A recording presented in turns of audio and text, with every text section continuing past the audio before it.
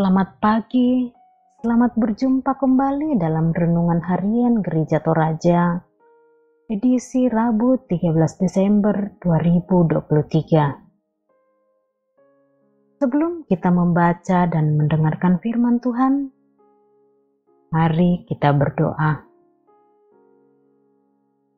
Bapa dalam surga, terima kasih untuk penyertaan-Mu, sehingga kami boleh beristirahat dan boleh dibangunkan dengan penuh semangat.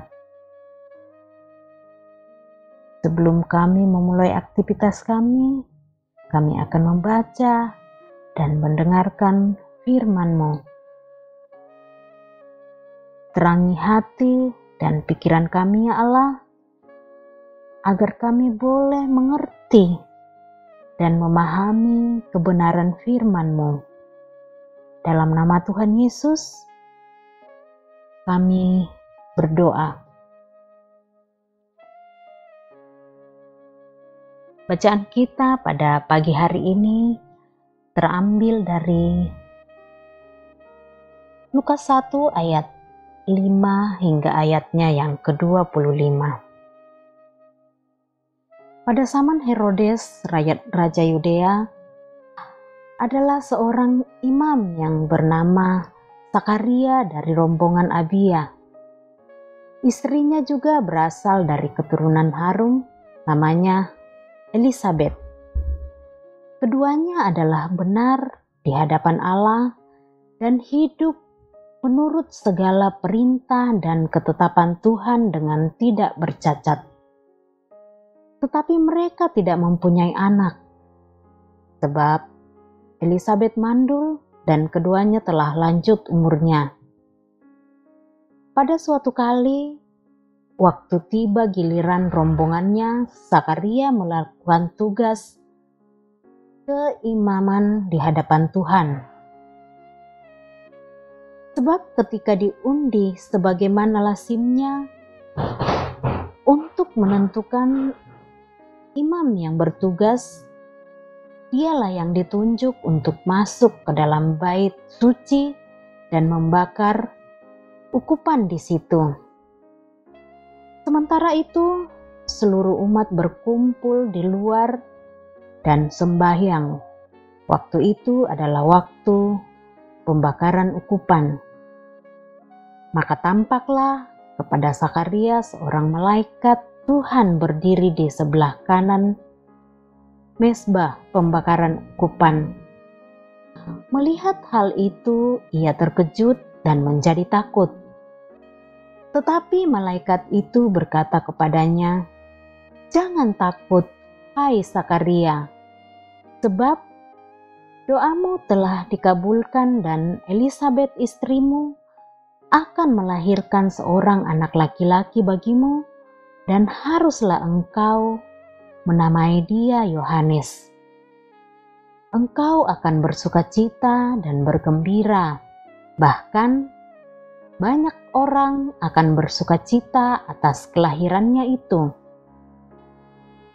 Sebab ia akan besar di hadapan Tuhan, dan ia tidak akan minum anggur atau minuman keras, dan ia akan penuh dengan Roh Kudus mulai dari rahim ibunya. Ia akan membuat banyak orang Israel berbalik kepada Tuhan Allah mereka, dan ia akan berjalan mendahului Tuhan dalam roh dan kuasa Elia untuk membuat hati bapa-bapa berbalik kepada anak-anaknya dan hati orang-orang durhaka kepada pikiran orang-orang benar, dan dengan demikian menyiapkan bagi Tuhan suatu umat yang layak baginya." Lalu kata Zakaria kepada malaikat itu, "Bagaimanakah aku tahu bahwa hal ini akan terjadi? Sebab aku sudah tua dan istriku sudah lanjut umurnya." Jawab malaikat itu kepadanya, "Akulah Gabriel yang melayani Allah, dan aku telah diutus untuk berbicara dengan engkau. dan untuk menyampaikan kabar baik ini kepadamu. Sesungguhnya engkau akan menjadi bisu dan tidak dapat berkata-kata sampai pada hari di mana semuanya ini terjadi, karena engkau tidak percaya akan perkataanku yang akan nyata kebenarannya pada waktunya. Sementara itu, orang banyak menanti-nantikan Sakaria. Mereka menjadi heran bahwa ia begitu lama berada dalam bait suci. Ketika ia keluar, ia tidak dapat berkata-kata kepada mereka, dan mengertilah mereka bahwa ia telah melihat suatu penglihatan di dalam bait suci. Lalu ia memberi isyarat kepada mereka, sebab ia tetap bisu. Ketika selesai jangka waktu tugas jabatannya, ia pulang ke rumah. Beberapa lama kemudian, Elisabet istrinya mengandung dan selama 5 bulan ia tidak menampakkan diri, katanya. Inilah suatu perbuatan Tuhan bagiku, dan sekarang ia berkenan menghapuskan aibku di depan orang. Demikian firman Tuhan.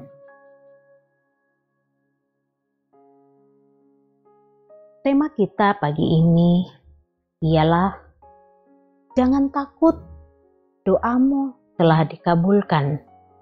Dalam bahasa Toraja, dakmu mataku bilana ditarima mo tu palakumu. Kesabaran ada batasnya. Kecewa itu manusiawi. Kata-kata ini sering kita dengar, bahkan mengungkapkannya sendiri ketika kita telah berusaha dan bahkan sudah berkorban untuk sesuatu yang kita harapkan, tetapi akhirnya gagal. Mungkin kita pernah kecewa ketika Tuhan seakan-akan tidak peduli dengan apa yang sangat kita harapkan, sementara kita sudah berusaha untuk hidup setia dan bersungguh-sungguh dalam melayaninya. Sakaria dan Elisabet disebut orang benar di hadapan Allah.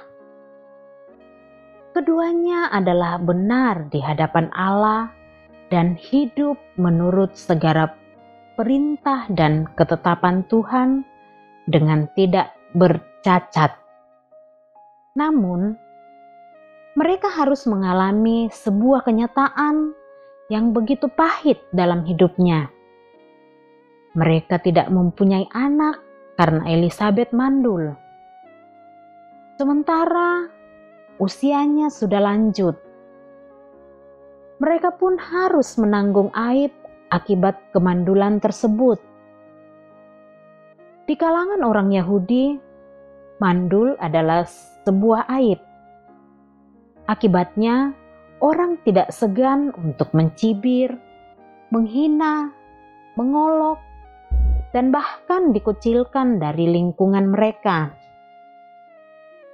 Meskipun demikian, sebagai seorang imam, Sakaria tetap sabar mengalami kenyataan itu. Ia sadar bahwa walaupun itu adalah aib, ia tidak akan mungkin menghapus sendiri aib itu kecuali memohon belas kasih Allah. Tidakkah Allah akan membenarkan orang-orang pilihannya yang siang malam berseru kepadanya? Dan adakah ia mengulur-ngulur waktu sebelum menolong mereka? Dalam kesetiaannya, Allah menjumpainya untuk menjawab doa-doanya. Ia mengutus malaikat Gabriel untuk menyampaikan kabar sukacita. Jangan takut, hai Sakaria, sebab doamu telah dikabulkan dan Elisabet istrimu akan melahirkan seorang anak laki-laki bagimu, dan haruslah engkau menamai dia Yohanes. Setialah dalam iman, Tuhan pasti menolongmu. Mari kita berdoa. Bapa dalam surga, kami bersyukur untuk firman-Mu yang telah kami baca dan dengarkan pada pagi hari ini. Kami akan memulai aktivitas kami ya Tuhan. Kami mohon penyertaan Tuhan agar semuanya boleh berjalan dengan baik. Ya Tuhan, kami berdoa untuk saudara-saudara kami yang sedang bergumul karena sakit penyakit. Tuhan yang akan menyembuhkan. Juga yang sedang berduka ya Tuhan, hiburkanlah mereka. Yang sedang mencari pekerjaan, Tuhan yang akan mengaruniakan pekerjaan. Kami bersyukur untuk saudara-saudara kami yang sedang bersukacita karena pertambahan usia, juga yang mendapatkan pekerjaan baru. Terima kasih ya Tuhan. Dalam nama Yesus, kami berdoa dan mengucap syukur. Amin. Demikian renungan harian pada pagi hari ini. Sampai jumpa dalam edisi selanjutnya. Tuhan memberkati.